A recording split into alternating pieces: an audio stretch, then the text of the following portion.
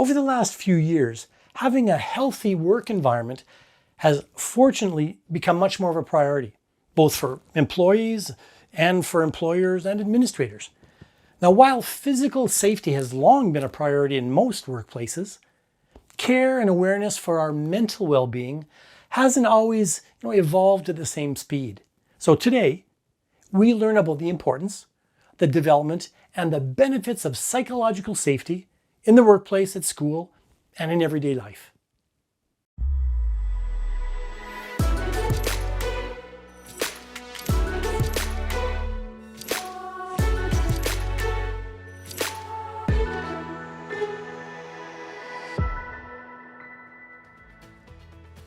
Hello again, and welcome to About Townshippers. My name is Ed Humphrey. In this web series, we really try to put the spotlight on the services, the programs, and the activities that are important and available to English speakers living in Quebec's beautiful Eastern Townships. And today, in the first of two episodes, teacher, consultant, and speaker Chris Gill stops by to talk about how we can all benefit from having more psychological safety in the workplace, in the classroom, and in other areas. And during our chat, you'll learn the definition of psychological safety, how it can be developed, maintained, and how we can all nurture it. So here we go. Well, good morning, Chris, and welcome to About Townshippers. Hi, Ed. Thanks for having me. Hey, Chris, not too long ago, we were lucky at Townshippers Association to have you come in and give us a workshop on psychological safety. Super interesting. And so that was kind of the impetus for us to sit down and have a virtual chat today. So let's kick things off by you telling us what it is. What is psychological safety? So as human beings, we do this thing where we assess the judgment of other people. And we do a lot of work, a lot of mental work to imagine how we're perceived by others. And in a social environment, because we do this self-assessment, we need a certain level of safety, psychological safety, in order to take interpersonal risks. So psychological safety is that safety required to take interpersonal risks, to be your authentic self. Interpersonal risks, what I mean by that are all the things you have to do, all the things that are risky that could lead you to be judged or ostracized. And it could be simple things, asking questions in a meeting, admitting that you don't understand something, revealing information about yourself that you don't know how people are going to perceive.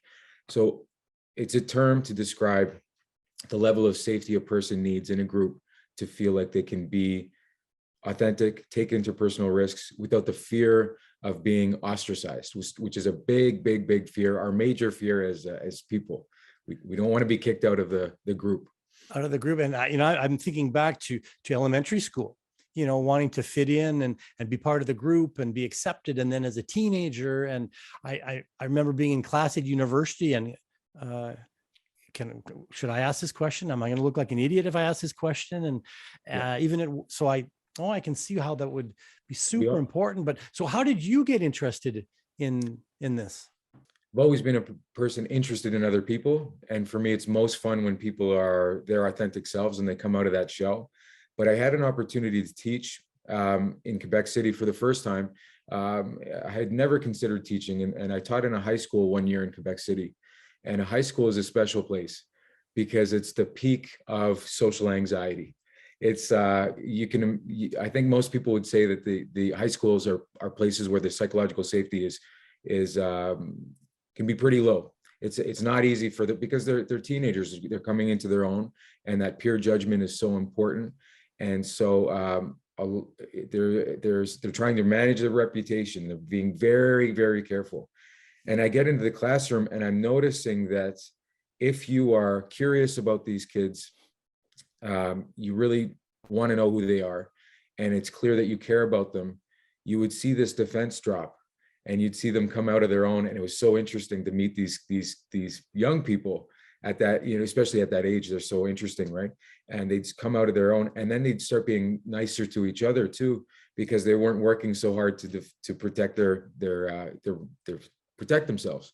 So when those self-protective behaviors were dropped, the classroom became an amazing place where people felt excited to come in, and so was I. So I go home from work and say to my wife, wow, this job is amazing. And that's actually why I got into teaching in the first place. I didn't have a name for it at that time. I just love the effect you could have on people.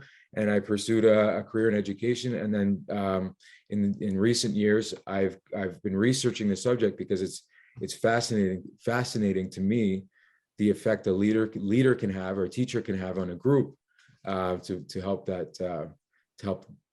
help lead that positive culture. Okay.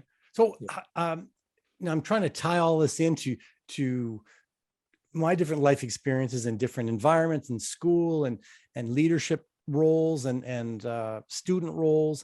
And could you take a second to, kind of briefly describe, we'll look at a work environment to start with. Describe a work environment where there's not a lot of psychological safety, just maybe a couple things that we would notice. Sure. And high school would be a good comparison. A work environment that doesn't have psychological safety, the relationships and communication are the major signs that the psychological safety is not there. You're going to see a lot of the negative social behaviors that you'd associate with a toxic work environment. People are going to gossip. They're going to finger point. They're going to blame and shame each other. They're going to lie. They're going to make excuses. They're going to do all the things a person does to protect themselves. And you don't get in a toxic work environment. That's where people stay a lot of the time. A lot of the work is actually the mental work of people trying to just protect themselves, because the implicit message in those work environments is don't mess up or you're gone.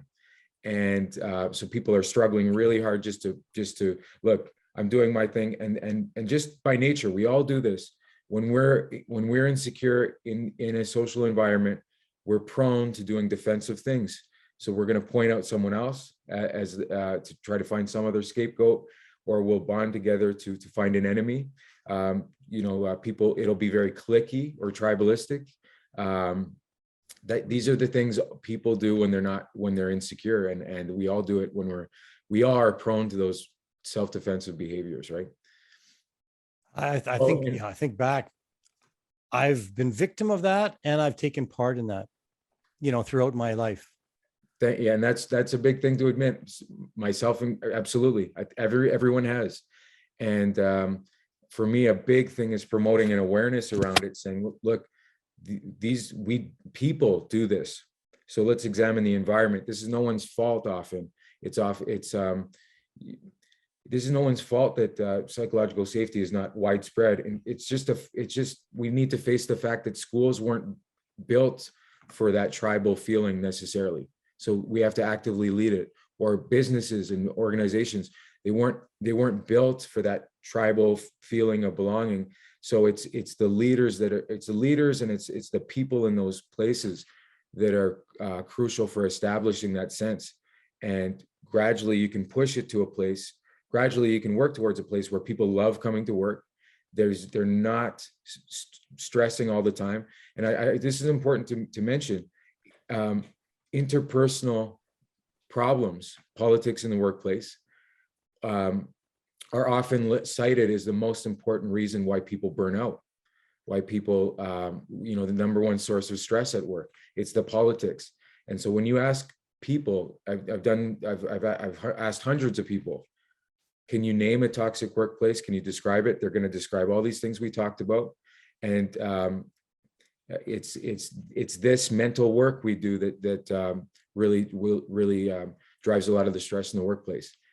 On the flip side, if you want an organization that collaborates, that learns together, that communicates well and authentically and honestly, if you want learning and innovation, if you want collaboration, it is the foundation. Psychological safety, that sense of belonging, is the foundation for those other things you want to see happen, because it has to be safe for those things to happen, learning especially.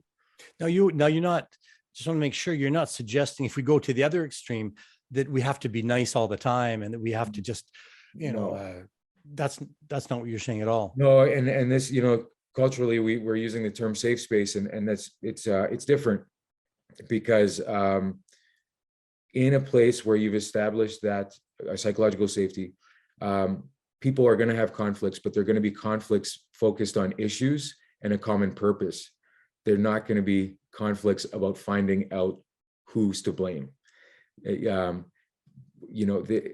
We do that. We try to find an enemy among us. We try to find who's to blame when we're not safe. When we're safe, and this is part and parcel with establishing it, we need a common purpose that includes us all, that includes everyone's input, that we all feel good about. And when you do that, when we're focused on something purposeful together, there are going to be conflicts. They're going to be good ones. And in fact, conflicts are probably going to happen more frequently, but they're going to be pointed on an issue. They're going to be resolvable, and people are going to learn a lot more. So people are going to speak up and say, I feel that this could be improved, or I've got questions about the way we're doing this. I've got concerns. You're going to have more of these discussions, and there are all kinds of case studies to show that organizations get better and better and better and better with those good conversations. That was part one of our dive into psychological safety with teacher, consultant, and speaker Chris Gill. Now, if you'd like to have more information on the topic, or if you'd like to contact Chris, check out the information in the video description. And that's also where you're going to find all the contact details for Townshippers Association, an organization that works with and for the English-speaking community of Quebec's outstanding Eastern Townships. My name is Ed Humphrey. This is About Townshippers. See you next time.